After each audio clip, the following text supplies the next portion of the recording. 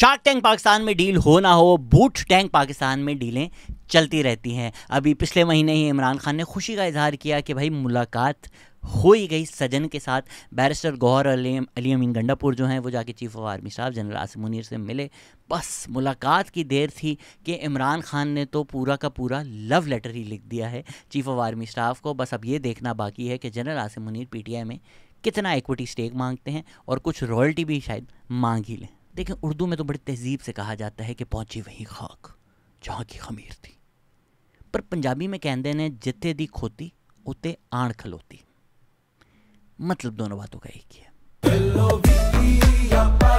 बस मैं तो जश्न देख रहा हूँ पीटीआई वालों का जो कह रहे थे हम एंटी इस्टेब्लिशमेंट हैं और अब दुआ गो हैं कि डील हो जाएगी, कल वापस आ जाएगा साडा मुंडा बाहर, परसों वापस आ जाएगा साडा मुंडा बाहर।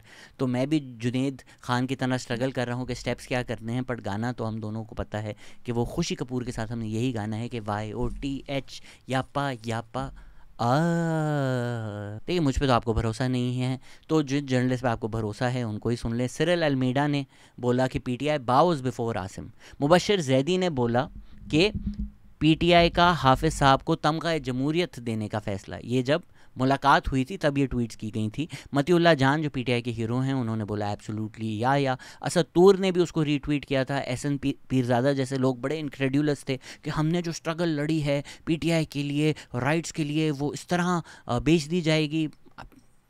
ठीक है, आप स्ट्रगल की होगी और हम उसकी रिस्पेक्ट करते हैं, जो सारे इंडिपेंडेंट लोग पीटीआई के साथ थे, but who does this come as a surprise to. ये उसी तरह हंसी आ रही है कि जब पीडीएम की मूवमेंट चल रही थी बड़े लोगों ने सपोर्ट किया, बोले यार अभी ठीक है, तब भी मैं हंस रहा था। आज जिन लोगों ने पीटीआई को सपोर्ट किया ये सोचते हुए कि यार अभी ये लोग ठीक है, तब भी मैं हंस रहा हूँ। जी, जो गलत पीडीएम के साथ हुआ वो भी गलत था, जो पीटीआई के साथ हुआ वो भी गलत था। दोनों चीज़ों को कॉल आउट करें, लेकिन ये जो एक जंग बना ली थी लोगों ने कि सारे के सारे अंडे जो हैं अब हमने पीटीआई के बास्केट में डाल दिए हैं, और आप में और एक मुराद सईद के लेवल में कोई फ़र्क नहीं नज़र आ रहा था, क्योंकि आपको लग रहा था कि आप हक और सच पे खड़े हुए। कैमरा देखें और हाथ हिला दें, और मैं क्या बोल सकता हूँ आपको।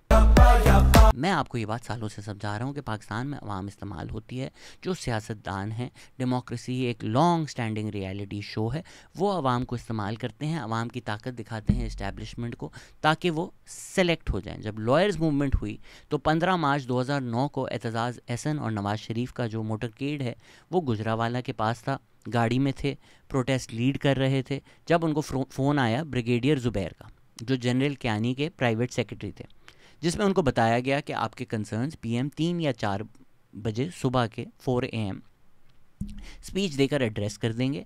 और फिर यूसुफ रज़ा गिलानी ने अनाउंस किया कि मार्च 21 को सारे जजेस रीइंस्टेट हो जाएंगे। ये शुजा नवाज़ की किताब जो है बैटल फॉर पाकिस्तान, उसमें लिखा हुआ है। तो जी ये क्यों हुआ? क्योंकि उस वक्त चीफ ऑफ आर्मी स्टाफ ने ड्रोन से देख लिया था कि भाई इनके पास नंबर्स हैं, नंबर्स आप बाहर ले आए हो, अब आपको आगे आने की कोई ज़रूरत नहीं, आपकी जो डिमांड्स हैं वो कबूल हो जाएंगी। इसी तरह अयूब खान के ख़िलाफ़ जब ओवरवेलमिंग लोग बाहर आ गए, अब वो बाहर आए, बाहर लाए गए खुदा जाने, तो he was force to hand over power. वो शौक से नहीं कर रहे थे। इसी तरह 1971 के बाद लोगों को जब लगा कि एपेटाइट नहीं है, तो Yahya Khan had to step down. Ziaul Haq की तो चले इंतकाल हो गया, वो कैसे हुआ will always remain shrouded in mystery. ये तो अब कई लोग लिख चुके हैं कि जनरल क्यानी का हाथ था। जनरल मुशर्रफ को भी शक है कि उन्होंने सपोर्ट नहीं किया जनरल क्यानी ने उनको उस तरह से। तो लोग हटते हैं जब इस्टेब्लिशमेंट को लगे कि जो पॉपुलर सपोर्ट है वो किसी और तरफ जा रही है, इसलिए लोगों को बाहर निकाला जाता है ताकि इस्टेब्लिशमेंट को ये दिखाया जाए कि हवाएं इस तरफ कहीं और जा रही हैं। और यही पीटीआई की पिछले 3 साल से कोशिश रही है कि इस्टेब्लिशमेंट को अवाम को बाहर निकाल कर मनवा सके कि भाई लोग साढ़े कोल लें, थानू पावर दे दो। और अब तो इमरान खान ने देखा कि फरवरी का महीना है, वैलेंटाइंस डे आने वाला है, पूरा का पूरा एक लव लेटर ही जनरल आसिम मुनीर को उन्होंने लिख दिया है। कहीं अगर अडियाला में CCTV फुटेज भी लगी हुई है तो शायद गाना गाते हुए भी हमें आवाज़ आ जाए कि पहले प्यार की पहली चिट्ठी जनरल को दे या गंडापुर जा जा जा, गंडापुर जा जा जा। तो तो फरवरी 3 को इमरान खान ने लेटर लिखा जनरल आसिम मुनीर को, जो चीफ़ ऑफ आर्मी स्टाफ हैं पाकिस्तान के, जिसमें उन्होंने कहा कि पाकिस्तान मेरा है और फ़ौज भी मेरी है, बस आगे यही लिखने की देर थी कि क्या तुम भी मेरे नहीं हो सकते। मुझे लगता है अगर खलील साहब आजकल फ़ारिग हैं तो एक मेरे पास तुम हो पाकिस्तान की सियासत पे भी लिख दें कि जब इमरान खान के पास वोट ऑफ नो कॉन्फिडेंस हुआ तब वो जनरल बाजवा को देख रहे हैं कि ये दुनिया मेरी नहीं तो क्या, मेरा ये भरम था कि मेरे पास तुम हो। वापस लेटर पे आ जाते हैं। लेटर में इमरान खान ने ये लिखा है कि इस वक्त हमारी जो आर्मी है वो जंग लड़ रही है, उनको सपोर्ट चाहिए। हमारी जो इस्टेब्लिशमेंट की पॉलिसीज़ हैं उसकी वजह से फ़ौज और अवाम में एक दूरी आ गई है। इस्टेब्लिशमेंट अपनी जो पॉलिसीज़ हैं उसको रिकन्सिडर करें।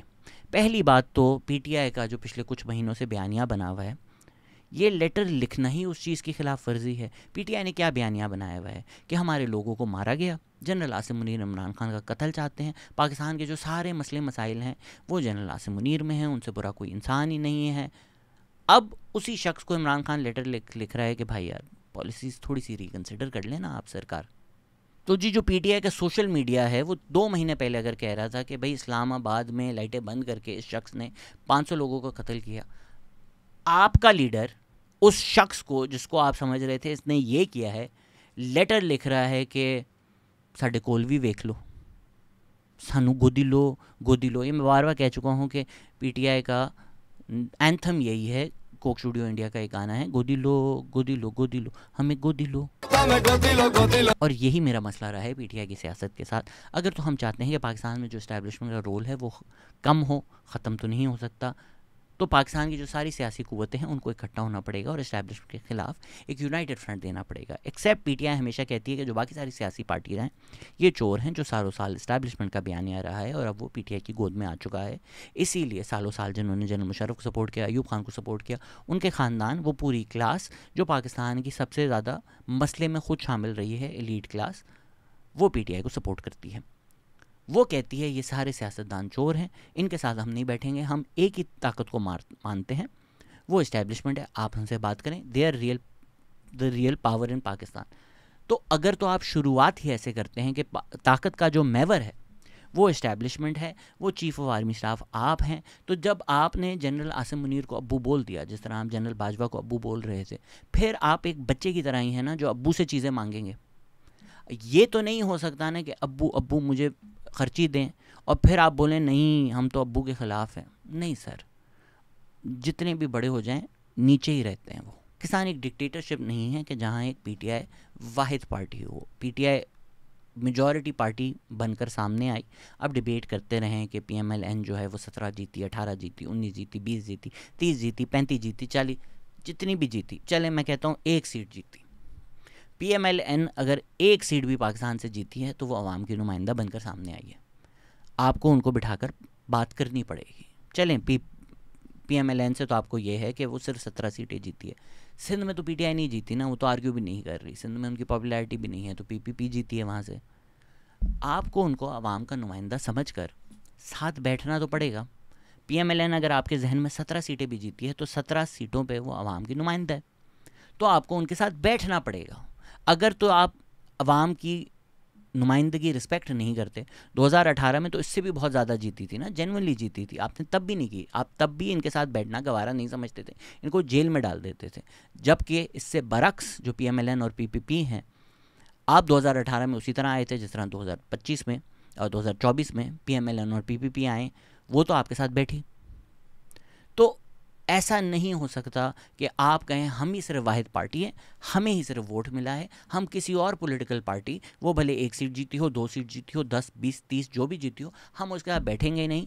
हम सिर्फ एक बाप मानते हैं पाकिस्तान में, वो चीफ़ ऑफ आर्मी स्टाफ है। तो सर आप हम पे मेहरबानी कर दें। इस सियासत के साथ मैं फंडामेंटली डिसएग्री करता हूँ। इसको आप एंटी इस्टेब्लिशमेंट नहीं बोल सकते। अच्छा जी, एंड अनफॉर्चुनेटली पीटीआई ने अपने सपोर्टर्स में इतनी रिडक्टिव बाइनरी थिंकिंग बना दी है कि ऑलरेडी लोग मुझे जियाला पटवारी बोलना शुरू हो गए हैं, क्योंकि उनकी नज़र में जब पीटीआई की तनकीद की जाती है, उस तनकीद का मतलब है कि पीएमएलएन पीपीपी को डिफेंड किया जा रहा है। भाई कोई डिबेट है? मैं अगर बोलूँ पीपीपी पीएमएलएन जो है वो इस्टेब्लिशमेंट के सामने लेट गई है, आप अग्री करते हैं, मैं भी अग्री करता हूँ, तो there is no debate there, right? We completely agree, we are on the exact same page कि जी पीएमएलएन पीपीपी इस वक्त इस्टेब्लिशमेंट के सामने लेटी हुई है, वो तो सर तेल भी नहीं मंगवाती, वो कहती है जी सर आप जो करेंगे हमें कबूल है। जब इस पीरियड की हिस्ट्री लिखी जाएगी तो काफ़ी डार्क हिस्ट्री लिखी जाएगी कि पीएमएलएन पीपीपी का क्या रोल था डेमोक्रेसी को वीकन करने के लिए, तबाह करने के लिए, इलेक्शंस रिग करने के लिए, कॉन्स्टिट्यूशन को वीकन करने के लिए, जुडिशरी को वीकन करने के लिए, मीडिया को वीकन करने के लिए। पीका भी पास कर दिए। इधर तो हमारी कोई डिबेट नहीं है, ठीक है। मतलब आप इस तरह से समझें कि हम लोग अवारी टावर से जा रहे थे एयरपोर्ट, तो जी जब तक स्टार गेट आता है तब तक तो हमारी अग्रीमेंट है। अब स्टार गेट पे आप बोल रहे हैं लेफ़्ट ले लो तो शॉर्टकट है, मैं बोल रहा हूँ कि भाई वहाँ खाई है, एयरपोर्ट ऑलमोस्ट हम पहुँच चुके हैं, आगे से लेफ़्ट लेके सीधे रास्ते चलते हैं। आप बोल रहे हो नहीं स्टार गेट जो है ये मेरा सगा है, ये हमें बचा लेगा। बोला भाई यार पिछली 4 दफ़ा हम जब एयरपोर्ट जा रहे थे हम स्टार गेट पर टर्न हुए और खाई में गिरे, वहाँ खाई है। आप बोल रहे हो कसम खा रहा हूँ मैं 5वीं दफ़ा उन्होंने खाई ठीक कर दी है। हमारी सिर्फ डिबेट ही स्टारगेट के आगे की है। आप कह रहे हो कि पीटीआई जो है वो आकर सब ठीक कर देगी, जो हो रहा है वो गलत है, इनके खिलाफ लड़ने के लिए हम पीटीआई को सपोर्ट करो, पीटीआई जब आगे ठीक कर देगी। मैं कह रहा हूँ ये गलत है। वो जब आएंगे वो यही करेंगे, क्योंकि पिछली दफ़ा जब वो आए थे उन्होंने यही किया था। इसी वजह से जब पीडीएम को लोग सपोर्ट कर रहे थे, मैं नहीं कर रहा था, क्योंकि तब भी मैं यही कह रहा था। काफ़ी लोग हैं जो मौलाना फजलुर रहमान ने भी जब मूवमेंट चलाई थी डेमोक्रेसी की पीटीआई के खिलाफ, वो उनको भी सपोर्ट कर रहे थे क्योंकि उस वक्त वो सही थे। बिल्कुल उस वक्त मौलाना फजलुर रहमान सही बातें कर रहे थे, लेकिन मुझे उनकी नीयत में शक था। बिल्कुल पीडीएम जो सारी बातें कर रही थी वो बिल्कुल ठीक कर रही थी कि जी उनके साथ ज्यादती हुई है, उनके लोग इस वक्त जेल में, उन पर इस वक्त जुल्म किया जा रहा है, वो खुलकर इस्टेब्लिशमेंट की तनकीद कर रहे हैं। पीटीआई जो है रिगिंग के थ्रू आई है, पर मुझे यकीन था कि पीडीएम जब आएगी तब भी वो यही करेगी। इसी तरह पीटीआई बातें सारी सही कर रही है इस वक्त, पर अगर वो आई पावर में तो वो यही करेगी। और उनका बार बार इस्टेब्लिशमेंट के पास जाना और यूं डील मांगना, तेरा मुस्कुराना, वो इसी बात की आपको एक आइडिया देता है कि ये लोग कल आके क्या करेंगे। और आज नहीं तो कल इनको आना ही है। And a part of me, people think that I don't want PTI to come into power. Actually want PTI to come into power. मैं तो दिल से चाहता हूँ कि इमरान खान प्राइम मिनिस्टर बन जाएं, क्योंकि 2 पॉसिबिलिटीज़ हैं, आइदर आई एम राइट और I am wrong. If I am right I will enjoy that कि यार देखा मैंने सही बोला था, और जो लोग मुझे इस वक्त गालियाँ देते हैं मैं उन पर हंस रहा हूँगा कि यार देखा मैं सही था। दूसरा, either I am proven wrong कि जी इमरान खान सच्चा है, समझ चुका है, और वो आएगा and once and for all Pakistan पे जो इस्टेब्लिशमेंट का होल्ड है वो तोड़ देगा और पाकिस्तान एक आज़ाद फ्रीडम वाला मुल्क बन जाएगा। वो भी मेरे लिए बहुत अच्छा है। तो मेरे लिए तो विन विन है अगर इमरान खान प्राइम मिनिस्टर बन जाए। वो अलग बात है कि मैं जेल में होऊंगा शायद, तो शायद पर्सनल लूज़ हो जाए, but in terms of either being proven right और Pakistan truly getting rid of the hold of the establishment, ये दोनों मेरे सिनारियो मेरे लिए, मेरी नज़र में तो विन विन है। Back to the letter, Imran Khan अपनी ख़त में वजूहात बताते हैं कि जो ये फ़ासला हो गया है, हुए फ़ासले कोक स्टूडियो, ये क्यों हुआ है फ़ौज में और अवाम में। तो वो कहते हैं इलेक्शन रिगिंग हुई, 26वीं आईनी तरमीम है, पीका लॉ है, टेररिज्म और ह्यूमन राइट्स वायलेशन है against PTI, economic crisis caused by political instability. If I may take another victory lap, में तो 5 साल से कह रहा हूँ कि पाकिस्तान कि पीटीआई का बयानिया गलत है। पाकिस्तान का फंडामेंटल मसला करप्शन नहीं है, पाकिस्तान का फंडामेंटल मसला है political instability caused by the establishment. Caused by the establishment वाले लफ्ज़ नहीं ऐड किए, लेकिन अच्छा है कि इमरान खान ने बोला economic crisis caused by political instability. थोड़ी तो अकल आ रही है कि जो करप्शन की माला जपते रहे हैं और फिर खुद जितनी करप्शन की है या होने दी है, इवन जो मोस्ट स्टॉन्च पीटीआई सपोर्टर्स हैं अब वो ये आर्ग्यू करते हैं कि यार इमरान खान ने होने दी, खुद नहीं की। तो जी करप्शन नहीं है मसला, करप्शन एंडेमिक है। ये मसला है कि जी 2-2, 3-3 महीने बाद कोई इस्लामाबाद आ जाएगा, बोलेगा 4 बजे तक का मोहलत है। ये पाकिस्तान को आगे नहीं बढ़ने देता, ये हमारी इकोनॉमी में कोई कंटिन्यूटी नहीं लाता, लॉन्ग टर्म पॉलिसीज़ नहीं लाता। आखिर में इमरान खान ने कहा है मैं फॉर्मर प्राइम मिनिस्टर हूँ, तो मैं चाहता हूँ कि भाई आप खुद ही अपनी मर्ज़ी से जो कॉन्स्टिट्यूशनली प्रिस्क्राइब रोल है आर्मी का उसमें आप रिटर्न हो जाएं, वरना ये जो फॉल्ट लाइन्स हैं ये नेशनल सिक्योरिटी को थ्रेटन करेंगे। अच्छा जी, आप जो ये दरख्वास्त अगर चीफ ऑफ आर्मी स्टाफ को लिख रहे हैं तो आप उनको तो सारे मसलों से बरी कर रहे हैं ना। आप कह रहे हैं भाई आप ही के पास सारी ताकत है, सर आकर सब ठीक कर दें। आप ये तो नहीं कह रहे हैं ना कि आप मसला है, वरना आपको क्यों लिखते। तो आपने उनको सब मसलों से बरी कर दिया है और आपने कहा है तो फिर बुरे लोग कौन हुए, इल्ज़ाम किस पे आया। अगर ये सब बुरा हुआ है तो फिर किसने किया है, तो फिर ये किया है पीडीएम, पीएमएलएन, पीपीपी की जो हुकूमत है अभी, कहने को PMLN की हुकूमत है पर प्रेसिडेंट तो PPP के है ना, तो ये 2 पार्टीज़ हैं, इन्होंने बुरा किया है। तो बेसिकली पूरे के पूरे लेटर की समरी क्या है, सानू सेलेक्ट करो, मैं तैयार हाँ। यही है ना कि उसका जिस तरह राबिया को फ़ोन किया था उस तरह अडियाला से फ़ोन आया है ना कि भाई मैं रेडी हूँ, राबिया प्लीज़ मुझे छोड़ दो। ज़ाहिरी बात है इसको हर तरह से स्पिन करने की कोशिश की जाएगी, इसीलिए इसलिए वर्डेड था कि ये पब्लिक में आएगा और फिर पब्लिक इसके अराउंड हम PR क्या करेंगे। बट मैं हाथ जोड़ के कह रहा हूँ, खुदा के वास्ते यार, इतना कुछ हो चुका है, अब तो समझ जाओ क्या मकसद है इस लेटर का। इट्स अ विलिंगनेस, राइट, कि I am ready to engage, I am ready to accept, ये जो मसले हैं इन लोगों के ये हटा दो, I am ready to work with you. Job application है ना यार ये लेटर, और क्या है। और इसीलिए मैं बार बार तारीख की बात करता हूँ, क्योंकि तारीख से ना तो आपको सिर्फ पैटर्न समझ में आते हैं पर आप उससे सबक भी सीखते हो ना, कि यार कहते हैं जिस तरह हिस्ट्री राइम्स।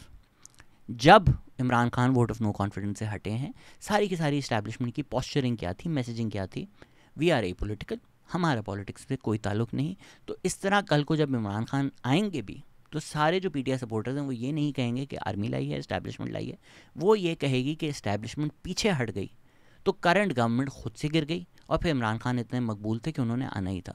एग्जैक्टली ये बातें की गई थी कि जी इस्टेब्लिशमेंट का कोई रोल नहीं था, जब उनका जो सपोर्ट था वो हटाया गया तो इमरान खान खुद से गिर गए। ऑफ कोर्स जो उनकी गवर्नमेंट है वो स्टिच टुगेदर इस्टेब्लिशमेंट ने ही की हुई थी, पर इस्टेब्लिशमेंट का पीछे हटना वो भी तो एक आइडिया है ना। तो इस तरह आज की भी जो गवर्नमेंट है वो स्टिच टुगेदर इस्टेब्लिशमेंट ने ही की है।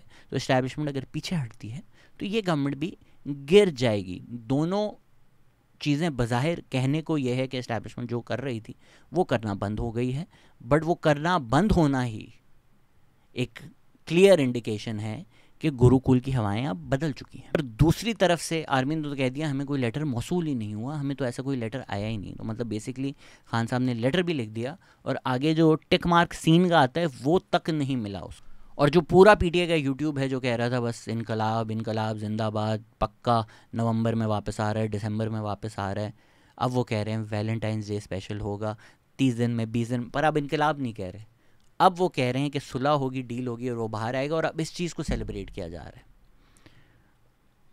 थोड़ा तल्ख मुहावरा है पर उर्दू में कहा जाता है थूक के चाटना। आपने अक्सर देखा होगा कि नजम सेठी जो हैं वो बोलते हैं टॉक टॉक फाइट फाइट होता है पॉलिटिक्स में।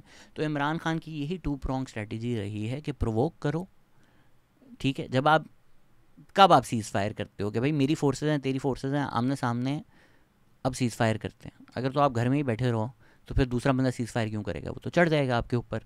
तो इसी तरह 2-3 साल से इमरान खान की कोशिश रही है, let's be honest about it, जो वो इंटरनल चेंज हो जाए, वो एक कू कराने की कोशिश कर रहे हैं ना, क्योंकि उनका जो मसला रहा है पर्सनल वो जनरल आसिम मुनीर से रहा है। इसलिए वो जब कहते हैं मेरी फ़ौज है, वो ये नहीं कहते कि भाई इस्टेब्लिशमेंट का जो पूरा रोल है उसको ख़त्म किया जाए।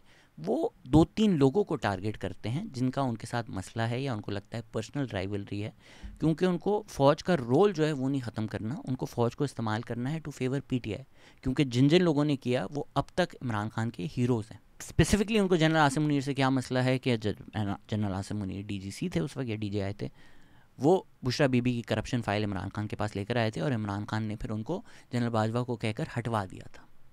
फिर जब general Asim Munir chief of army staff लगे हैं तब एजाज सईद ने स्टोरी भी ब्रेक की थी कि किस तरह सऊदी एम्बेसी में PTI ने इन्फॉर्मेशन प्लांट करने की कोशिश की थी, जिसकी वजह से अपॉइंटमेंट रुक भी गई थोड़ी सी, just to stop that appointment.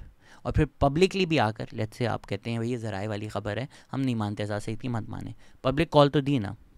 ये तो हमने सब ने सामने देखा कि इतने लोग भी नहीं बाहर आए पिंडी में जनरल आसिम मुनीर की अपॉइंटमेंट के वक्त, जब PTI ने कॉल दी थी वहाँ कि इमरान खान स्पीच भी दें, स्पीच दिए बगैर ही चले गए, इतने कम लोग बाहर आए थे।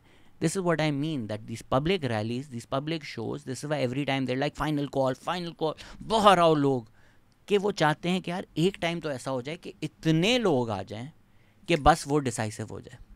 तो जितने भी लोग बाहर आए PTI के बहुत पॉपुलर हुए, इतने लोग बाहर नहीं आए कि डिसाइसिव हो जाए या दूसरी तरफ टांगें कांपनी शुरू हो जाएं, ये नहीं हो सकता। और जब इमरान खान को गोली भी लगी है तो वो जो मुझे क्यों निकाला टोर कर रहे थे ना, अगेन बहुत गलत हुआ, उनको गोली लगी, बिल्कुल कोई नहीं उसको डिफेंड कर सकता, पर आप उस वक्त लोग देखें ना कितने बाहर थे, it wasn't like Imran Khan की एक सस्टेन्ड पॉपुलर मूवमेंट चल रही थी जिसमें लाखों लोग बाहर आ रहे थे। जिस वक्त उनको गोली लगी है सड़क के किनारे कोई खड़ा सुन भी नहीं रहा था उनको, स्पीचेस चल रही थी, मोटरकेट चल रहा था, लोग अपनी रोज़मर्रा की ज़िंदगी जी रहे थे। वो तो आहिस्ता आहिस्ता चीज़ें एस्केलेट होकर फिर जब इमरान खान अरेस्ट हुए हैं 9th में होता है, वो भी मेरी नज़र में तो बहुत वाज़े है कि कू करने की अटैम्प्ट थी। और अब अगर जनरल फैज़ की कोर्ट मार्शल प्रोसीडिंग्स हो रही हैं उसमें शायद कभी ना हमें पता चले कि जनरल फैज़ का कोई रोल था नहीं था, या शायद कभी पता चल भी जाए कि यार अच्छा एग्जैक्टली इनका ये रोल था। बट अगर आर्मी खुलकर कह रही है कि इन्होंने अपनी सर्विस के बाद भी कोशिश की पॉलिटिकल इन्वॉल्वमेंट की, तो जाहिर सी बात है कि वो पीटीआई के फेवर में जो उन्होंने कुछ किया होगा वो किया होगा, और हो सकता है उसमें एक बहुत बड़ा पिलर 9th में हो। तो जिस तरह बहरूज सब्जवारी की भी उस वक्त ऑडियो लीक हुई थी, ये खबरें आम और गर्दिश करना शुरू हो गई थी पीटीआई के यूथ वर्स में कि भाई जनरल आसिम मुनीर मुल्क से बाहर हैं, उनको आने से रोक दिया है और इंटरनल कू हो गया है। तो ये एक शौक़ था, ये एक डिज़ायर था, ये एक ड्रीम ज़रूर, और इसी सब की एक फ़ाइनल कोशिश थी 26 नवंबर की। अगेन जो स्टेट ने किया उसको मैंने ही डिफेंड करा, मेरी जाकर वीडियोस देख लें। उस टाइम पे जाहिर सी बात है पीटीआई ने प्रोपेगेंडा किया, जाहिर सी बात है पीटीआई ने झूठ बोला, जाहिर सी बात है 400 500 100 200 कोई लोग नहीं मरे, पर एक इंसान भी मरा है तो वो गलत है। तो इवेंचुअल जो नंबर्स हैं जितने भी हैं 12 हैं 13 14 15 16 17 18 जितने भी हैं वो सब गलत है, वो सब कंडेमेबल है। कोई ये नहीं कह रहा कि पीटीआई मकबूल पार्टी नहीं है, कोई ये नहीं कह रहा कि पीटीआई जो है वो इलेक्शंस नहीं जीती, मेजॉरिटी नहीं थी, ये सारी बातें सच हैं। पर आप सिर्फ इतने रिडक्शनिस्ट सिंपलिस्टिक तरीके से नुआंस पॉलिटिकल रियलिटी को इतनी सिंपल उस चीज़ों में नहीं बंद कर सकते। तो अभी भी जो पीटीआई और गवर्नमेंट की नेगोशिएशंस हुई थी उसमें क्या मसला था? पीटीआई ने बोला 2024 के इलेक्शंस खोलो, अब हक पर हम बोल रहे हैं। पीएमएलएन ने बोला अच्छा 2018 के भी फिर एक जुडिशल, अब वहाँ पीटीआई मुकर के नहीं हम नहीं करेंगे। तो ये तो नहीं हो सकता ना कि भाई आप चोरी करो, दूसरा बंदा आकर आपसे वापस अपनी चीज़ चुरा ले, आप बोलो नहीं यार ये जो मेरे से चोरी की है उस पर सीसीटीवी लगाओ। अरे भाई तो तूने भी तो चोरी की थी, वो सीसीटीवी लगाओ। या तो एक ट्रूथ एंड रिकन्सिलिएशन बनाएंगे, सारी पॉलिटिकल पार्टीज बैठें बोलें यार ये हम करते थे, ये हुआ था, इस तरह हम एस्टैब्लिशमेंट से इस्तेमाल हुए थे, हमारी भी गलती है आपकी भी गलती है, आइंदा नहीं होगा। Sort of like charter of democracy. PTI वो करने के लिए तैयार नहीं, वो कहती है हम कभी गलत नहीं थे, हम हमेशा सही थे।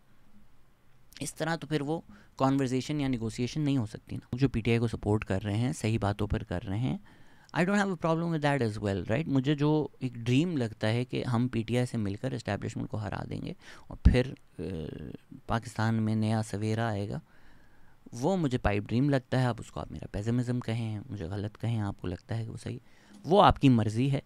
I don't buy into that.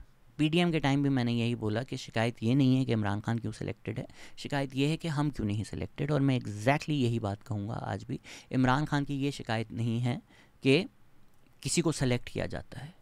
वो ख़ुद सिलेक्शन से आकर, चोर दरवाजे से आकर बड़े खुश थे।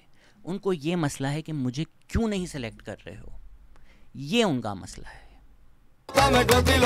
ये वही शख्स है जो कहता था मुझे क्या ज़रूरत थी, मेरे पास अल्लाह का दिया हुआ सब कुछ था। घड़ियाँ नहीं थी, वो बेच दी। 2 महीने में इतना पैसा कमा लिया जितना ज़िंदगी में नहीं कमाया था। तो ज़ाहिरी बात है अपने शौक़ पूरे करने के लिए, पैसा कमाने के लिए आपने अपनी पोजीशन यूज़ किया एज प्राइम मिनिस्टर। अब उसको डिफेंड करने के लिए आप कह रहे हो मेरी घड़ी मेरी मर्जी। तो सर घड़ी आपकी इसलिए हुई ना क्योंकि आप प्राइम मिनिस्टर बने। तो प्राइम मिनिस्टर बनकर आपने फाइनेंशियल फ़ायदा तो लिया। साथ ही साथ इमरान खान को ना करप्शन से मसला है, ना डीलिंग से मसला है। 2018 के इलेक्शन सबको पता है, पाकिस्तान के डर्टीएस्ट इलेक्शन में से एक से। MQM और PMLQ के साथ आपने डील कर आप आए, सारे इलेक्टेबल्स आपने लिए। पूरी की पूरी जो कैबिनेट है उसमें आधे लोग मुशर्रफ की कैबिनेट के लोग थे, सारे इस्टेब्लिशमेंट के लोग थे। अब आप कहते हैं सुपर किंग तो बस, तो आप क्यों सुपर किंग के नीचे काम कर रहे थे? तो आप सुपर किंग के नौकर थे, पपेट थे, क्या थे आप? दरबारी थे आप। तो आप जस्ट बिकॉज प्राइम मिनिस्टर बन के आप घड़ियाँ बेच सकें, वो पैसे जेब में डाल सकें, आप दरबारी पपेट बनने के लिए तैयार थे। आप खुश थे कि ISI पूरी पार्लियामेंट चला रही है, आप खुश थे कि सियासी लोगों को जेल में डाला जा रहा है। तो जी ऐसा क्या हुआ है कि आप बदल गए हो, जबकि आप खुद मानने के लिए भी नहीं तैयार कि ये सब आपने गलत किया। अच्छा जी, निकलने के बाद कहते हैं जनरल बाजवा सबसे गलत थे। पहले तो कहा कि जी रिजीम चेंज हुआ है, वो भी आके फिर अमेरिका के, अगेन माजरत के साथ थूक के चाटने पड़े, अमेरिका की भीखें मांगनी पड़ी, मैक्सिन प्लीज़ प्लीज़ तक की जूम कॉल तक लीक हो गई, पूरा जाके अमेरिका से भीख मांगी कि यार वापस आ जाओ, पूरा रिजीम चेंज वो वापस ले लिया, जनरल बाजवा पे इल्ज़ाम डाला, फिर जनरल बाजवा के लिए लॉबी किया कि जनरल बाजवा को एक और एक्सटेंशन दे दें। परवेज़ इलाही ने आके बोला कि जनरल बाजवा ने मुझे बोला कि वापस जो है पीटीआई की तरफ जाओ, पीडीएम के साथ मत जुड़ो तुम। फिर उमर अता बंदियाल जो हैं उन्होंने कॉन्स्टिट्यूशन रीराइट किया आपको पंजाब असेंबली देने के लिए। फिर आप कहते हैं जनरल बाजवा के कहने पर आपने पंजाब असेंबली और खैबर पख्तूनख्वा असेंबली को है डिज़ोल्व किया। तो जी सारे जो सिस्टम हैं उसको आप इस्तेमाल कर रहे हैं, यूज़ कर रहे हैं टू योर बेनिफिट। तब आपको कॉन्स्टिट्यूशन की नहीं परवाह, तब आपको पार्लियामेंट की नहीं परवाह। आपके खिलाफ वोट ऑफ नो कॉन्फिडेंस हुआ था तो आपने पार्लियामेंट डिज़ोल्व कर दी जो डिक्टेटर्स करते थे। तो आप सब चीज़ें जो अब कह रहे हैं आपको बड़ी अजीम हैं, उन सब में आप छुरियाँ घोंप चुके हैं। फिर ये सब करने के बाद जब इन सब चीज़ों में फ़ेल हुए तो जिस तरह इमरान खान कहते हैं यू टर्न लेना तो बड़ी ग्रेट लीडर की ना निशानी है।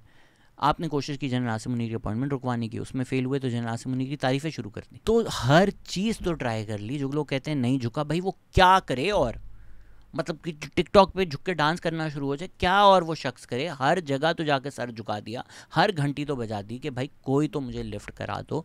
2 साल से उनकी पब्लिक पॉस्चरिंग देखें ना आप। अगर आप कहते हैं हम सबको पता है, बच्चे बच्चे को पता है, फवाद चौधरी, फैसल चौधरी, ऐसे जो लोग हैं वो कहाँ से आते हैं, क्यों आते हैं, क्यों है अब तक वो पीटीआई में, क्यों मिलते रहते हैं उनसे इमरान खान। सारे जो लोग जो कहते हैं हम इस्टेब्लिशमेंट के लोग हैं, डबल एजेंट है, खुद पीटीआई में क्या फूट पड़ी हुई है कि कौन इस्टेब्लिशमेंट का है कौन नहीं है। प्लस जिन लोगों को लगता है बड़ा ही ऑब्वियस है, मेरी बात सुनो जिगर, दुनिया भर में जो ये मूवीज़ बनती हैं, डबल एजेंट्स होते हैं, सारी मूवीज़ आप देखते हैं उसमें सरप्राइज़ होते हैं यार, मुझे नहीं इस पर शक था।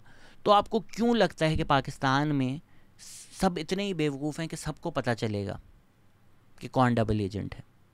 मतलब यहाँ पर तो लोग इतने बेवकूफ़ हैं माजरत के साथ, पर आप इस बात पे भी यकीन कर लेते हैं कि एक आदमी 3 सेब लेके 17 घंटे चला है और बरतानिया पहुँच गया। तो ठीक है जी, पाकिस्तान तो बहुत जालिम है, आपको यहाँ डंकी मार के जाना पड़ता है।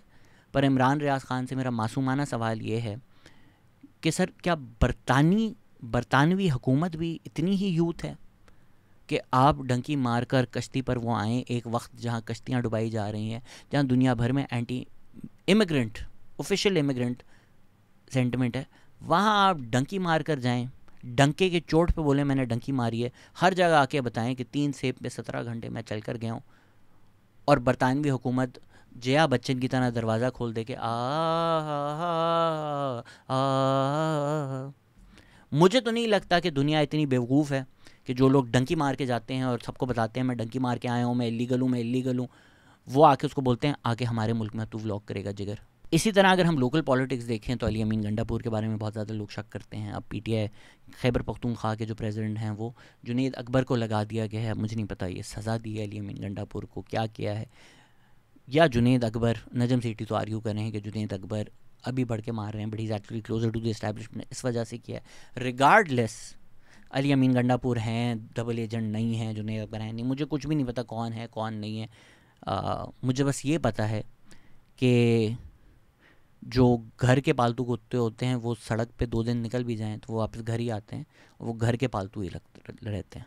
तो जो लोग कैनल चलाते हैं वो अपने पालतू कुत्तों को पालतू ही रखते हैं, भले सड़क पे आपको वो भौंकते हुए नज़र है। आगे आप खुद समझदार हैं। अब जबकि ट्रंप ने अनाउंस कर दिया है कि यूएस गाज़ा का कंट्रोल ले लेगा, तो इमरान खान जो ग्लोबल लेफ़्ट को लगता था कि एक एंटी इम्पीरियलिस्ट हीरो हैं, या इस्लामिक वर्ल्ड को लगता है कि इस्लामिक हीरो हैं, जो इस्लामिक वर्ल्ड के लिए सबसे इम्पॉर्टेंट इशू है कम अज़ कम पिछले 2 साल में, वो गाज़ा है। अब यूएस ने उसको एनेक्स करने का प्लान कर दिया है, गाज़ा के लोगों को एथनिकली क्लेंस करने का प्लान कर दिया है। क्या इमरान खान कुछ बोलेंगे ट्रंप के ख़िलाफ़? मुझे तो नहीं लगता वो खुलकर बोलेंगे, क्योंकि उनको सिर्फ एक रास्ता टू पावर नज़र आता है जो डोनाल्ड ट्रंप है। और जो सारे यूथ ट्यूबर्स हैं जो लगता है हक और सच की आवाज़ और इस्लाम के रेफरेंसेस देते हैं, अगर ये भागें भी तो हिजरत कहते हैं उसको, क्या वो इस इशू के ख़िलाफ़ कुछ बोलेंगे? नहीं बोलेंगे, क्योंकि ये अमेरिका में ही छुपे हुए हैं, ये इन्हीं साम्राज्य की ग़ुलामी कर रहे हैं, बूट्स चाट रहे हैं। जब ये लोग यहाँ थे तो ये हमारी मिलिट्री के बूट्स चाटते थे, अब जब ये यूएस में हैं तो ये उनके मिलिट्री के बूट्स चाट रहे हैं। तो जो बूट्स ये चाट रहे हैं वो महंगे हो गए हैं। ये लोग जो पहले थे चाटने वाले, टबों में लेटने वाले, आज भी ये वही हैं। तो सर अगर तो हम कहें कि पीटीआई खैबर पख्तूनख्वा में हुकूमत में है और पीटीआई एक एंटी एस्टैब्लिशमेंट पार्टी है, एक मुझे खैबर पख्तूनख्वा की एंटी इस्टेब्लिशमेंट आप पॉलिसी बता दें। यहाँ तो इस तरह की भी रूमर्स आए कि जब कैबिनेट बना था तो मुलाकात हुई, पीटीआई ने पहले बोला नहीं हमने कोर कमांडर के साथ कोई मुलाकात नहीं की, बस इफ्तार की थी उनके साथ। तो और लोग मान लिया बिल्कुल सही कह रहे हैं, बिल्कुल सही कह रहे हैं, मुलाकात थोड़ी की, सिर्फ इफ्तार की उनके साथ। तो क्या ही कह सकते हैं भाई, कुछ भी, ये शाम इदरीस वाला व्लॉग है ना कि कुछ भी दिखाया जा सकता है। पीटीआई भी सियासत की शाम इदरीस है कि कुछ भी बोला जा सकता है और लोग मान लेंगे। जबकि खैबर पख्तूनख्वा में पीटीएम के ख़िलाफ़ फैशिज़म हो रहा है, प्रोटेस्टर्स के ख़िलाफ़ टीयर गैसिंग हो रही है, जो सारे मसले पीटीआई को इस्लामाबाद में उनके ख़िलाफ़ होने से हैं वो खैबर पख्तूनख्वा में और लोगों के ख़िलाफ़ कर रहे हैं। वहाँ पे वो कोई मसला नहीं है। एक मुझे चीज़ बता दें, जो खैबर पख्तूनख्वा में पीटीआई की गवर्नमेंट ने एंटी इस्टेब्लिशमेंट की और डीएचए पेशावर बंद हो गया। ये जो बॉयकॉट कैंपेन चला था आप वही खोल लें, रिकॉर्ड सेल्स हो गई हैं। ये जो फालतू के पेजेस हैं जो न्यूज़ नहीं है, बस येलो हाईलाइटर करके डाल देते हैं, नूरपुर सेल्स, ये जाके नूरपुर के जो ऑफिशियल वो हैं वो देख लें, जाके जो फौजी प्रोडक्ट्स हैं उनकी सेल्स रिपोर्ट देख लें, आपको सच्चाई पता चल जाएगी। बाकी इमरान खान की जो पब्लिक पॉस्चरिंग है वो आप देख लें। अगेन ज़राए मेरे पास कोई भी नहीं है, जो चीज़ें पब्लिक में आप मान रहे हो मैं उसी से अंदाज़ा लगा सकता हूँ ना। 14 फरवरी अगेन वैलेंटाइन, मेरे ख्याल से हर वैलेंटाइंस पे जो है ना इमरान खान को याद आता है कि जनरल आसिम मुनीर, उन्होंने बोला कि किसी से भी बात कर लूँगा 2024 में एक्सेप्ट पीपीपी एंड पीएमएलएन। जुल्फ़िकार अली भुट्टो की मौत के बाद कुलसूम नवाज़ ने, जो ओपोनेंट्स भी थे, जो सब खिलाफ थे, सबको इकट्ठा किया movement for restoration of democracy, जो ज़ियाउल हक के ख़िलाफ़ थी, डिक्टेटरशिप को हराने के लिए। इमरान खान में इतना सियासी शऊर नहीं है। बैन करवा दिया इन नैप उस टाइम, बट बैन करवा दिया था जुल्फ़िकार अली भुट्टो ने, गद्दारी करवा दिया था। They came together people who then apologise to Nusrat Bhutto कि हमारी अपोजिशन की वजह से फांसी भी हो गई, and the wife of the person who was hanged sat with them for the sake of democracy. ये आप बड़ी अच्छी बात कर रहे हैं और मैं समझता हूँ कि नुसरत भुट्टो साहिबा को वो क्रेडिट नहीं मिलता जो मिलना चाहिए। वो बहुत बड़ी खातून थी, उनकी बहुत बड़े स्ट्रगल थी और लाहौर के अंदर जो ट्रेड यूनियन के लीडर हैं पुराने, वो उन्हें याद करते हैं 78, 79, 1980 में किस तरह से वो खातून जो थी वो इन सबसे मिलती थीं। दिल उनका बहुत बड़ा था, माफ़ किया उन्होंने बहुत लोगों को, पार्टी के लोगों को भी माफ़ किया जिन्होंने गद्दारी की 78, 79 में, और मज़दूर किसान पार्टी वालों को भी जोड़ा, नैप वालों को जोड़ा और नेशनलिस्टों को जोड़ा, बहुत लोगों को जोड़ा और एमआरडी बनाई। साउथ कोरिया में जब कू लगाने की कोशिश की पूरी पार्लियामेंट ने यूनानिमसली उस कू को स्ट्राइक डाउन किया। इस तरह एस्टैब्लिशमेंट को हराया जाता है through a wide ranging consensus. Charter of democracy ने भी यही किया। पर इमरान खान को ये है कि भाई मेरी सियासी बयानिया जो है वो हर्ट हो जाएगा और उनको सिर्फ वो पॉपुलिज्म में इंटरेस्ट है कि वो डील के थ्रू आ गए, वो लोग बर्दाश्त कर लेंगे। आप इमेजिन कर सकते हैं कि इमरान खान, नवाज शरीफ और जरदारी एक स्टेज पे खड़े हुए हों, वहीं पीटीआई की सियासत दफन हो जाएगी और इमरान खान को भी पता है इस बात का। तो अगर तो पाकिस्तान को वो चाहिए इस्टेब्लिशमेंट को हराने के लिए और तरक्की के लिए, इमरान खान में इतना ज़र्फ़ नहीं है कि वो कर सके। 2014 में क्या कुछ नहीं किया इमरान खान ने। इस्टेब्लिशमेंट के कहने पे नवाज शरीफ की गवर्नमेंट गिराने की कोशिश की, एपीएस के बाद नवाज शरीफ बैठे उनके साथ। Again please this has nothing to do with corruption. Chaudhry Pervez Elahi को पंजाब का सबसे बड़ा डाकू कहते थे, फिर उसको पीटीआई का प्रेसिडेंट लगा दिया। 22 में कॉल भी लीक हुई थी जिसमें मलिक रियाज पीपीपी को कह रहे थे कि वो इमरान खान की तरफ से पैगाम लाएँ, एंड देन जरदारी से टू लेट हो गया। और अब आप उस बात पर तो यकीन करेंगे क्योंकि पीटीआई का लेटेस्ट बयान यह है कि मलिक रियाज एक फ़रिश्ता आदमी है, मलिक रियाज चाहता है मुल्क में बच्चे पढ़ें, मलिक रियाज कैन डू नो रॉन्ग। तो फिर मलिक रियाज क्यों झूठ बोलेगा यार, इतना फरिश्ता सच्चा आदमी है। खान की तरफ से बड़े मुझे मैसेज थे कि जी हमारा पैचअप करा दें आपके साथ। आज तो उसने बहुत ही किए हैं मुझे मैसेज। अभी पॉसिबल है ना? नहीं ठीक है, मैं सिर्फ आपकी नज़र में। इमरान खान बार बार ऐसी बातें कर चुके हैं कि मैं तो बात करने के तैयार हूँ, मेरा फ़ोन तक नहीं उठाते, फिर भी लोगों को लगता है कि वो डील नहीं करेंगे।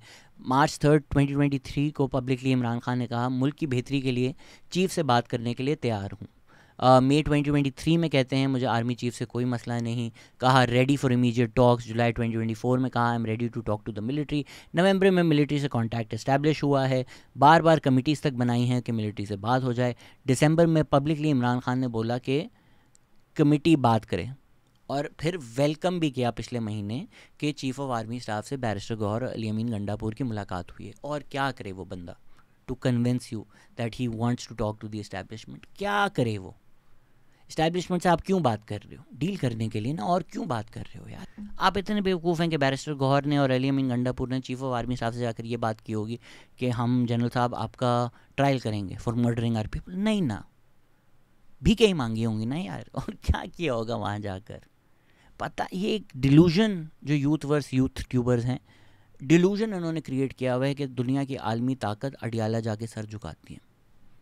ऐसा होता तो नहीं होता ना, इमरान खान को 2 साल होने वाले हैं जेल, नहीं होता। So please wake up to reality.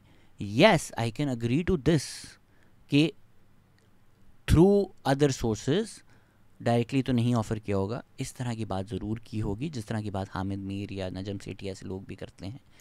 ये ऑप्शन इमरान खान को ज़रूर दिया होगा। Speculation based on what these journalist have said, they might have sources कि जी आप बनी गाला आ जाएं, आपको जेल से निकाल देते हैं, आप खामोश रहें, आपको हम अर्ली इलेक्शन दे देंगे, उसमें फिर अल्लाह अल्लाह खैर सल्ला, देखते हैं क्या होता है, मोस्ट लाइकली आप आ जाएंगे, थोड़ा टाइम आप खामोश रहें, गवर्नमेंट को चलने दें, हमारे जो SIFC इस तरह के प्रोजेक्ट्स हैं उनमें ना आप दखल अंदाजी करें।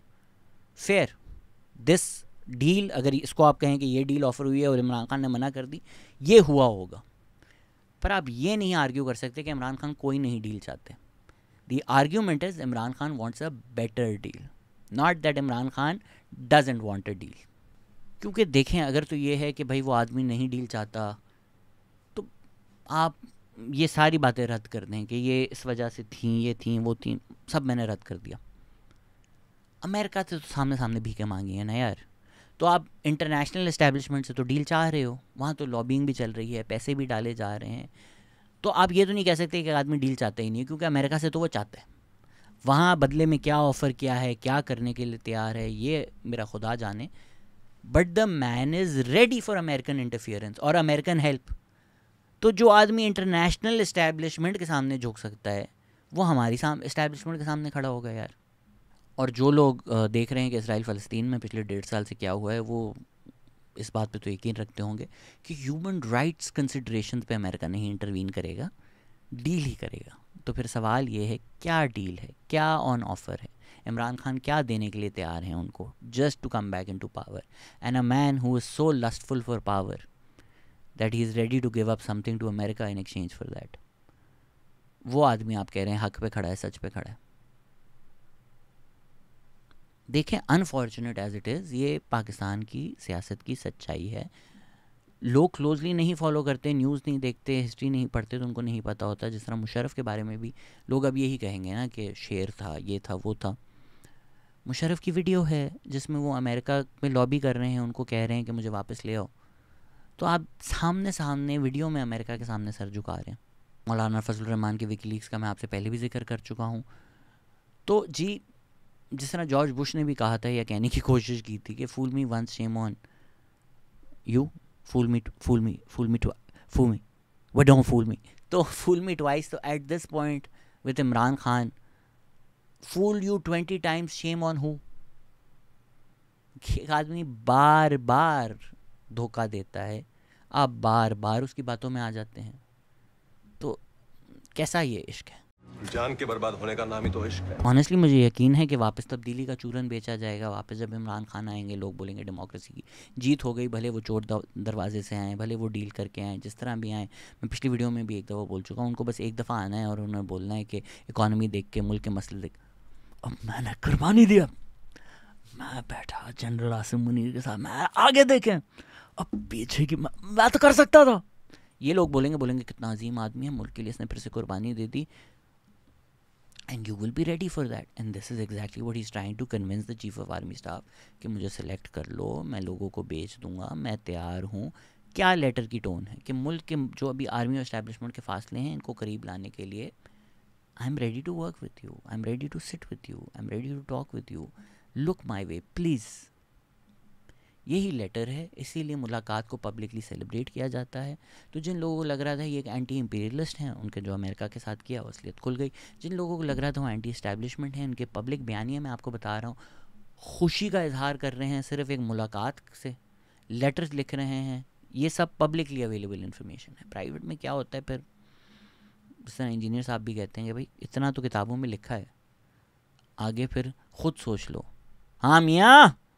तो जी, एक आदमी जो इस्टेब्लिशमेंट का फ्रंटमैन था 10-15 साल, सब कुछ किया उसने, 190 मिलियन पाउंड्स मुल्क के इधर उधर कर दिए। आपको लगता है ये आपके लिए लड़ रहा है, जबकि आपको गोली भी पड़ जाए और इनका इक़्तिदार का रास्ता आपकी लाशों पे हो, तो ये खुशी खुशी चल कर वहाँ पहुँच जाएंगे। आई नो ये सारी बातें आपको गुस्सा दिला रही हैं, तो मैं माफ़ी मांगना चाहता हूँ। आप ये मत सुने, आप देखें जाकर जुनैद खान और खुशी कपूर की नई मूवी, जिसका मशहूर और मारूफ गाना है YOTH यापा यापा आ